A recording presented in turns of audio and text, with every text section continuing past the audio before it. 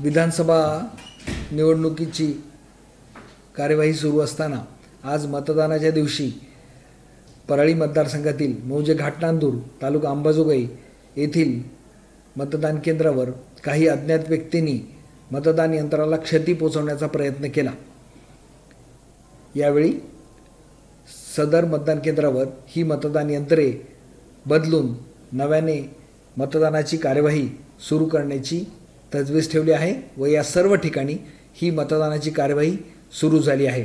यापूर्वी मतदान यंत्रामध्ये ज्यांनी मतदान केलं आहे त्यांची सर्व मते सुरक्षित आहेत। मतमोजणीच्या वेळी त्यांचीही गणना करण्यात येईल आणि तसंच ही कार्यवाही पुन्हा सुरू करण्यात आलेली आहे। मी सर्वांना आवाहन करतो की त्यांनी निर्भीडपणे या मतदान केंद्रावर मतदान करावं। ज्यांनी यापूर्वी मतदान केलं आहे त्यांची मते कंट्रोल युनिटमध्ये सुरक्षित आहेत व ज्यांनी हे कृत्य करण्याचा प्रयत्न केला त्यांच्याविरुद्ध कठोर फौजदारी कारवाई आम्ही करत आहोत। धन्यवाद।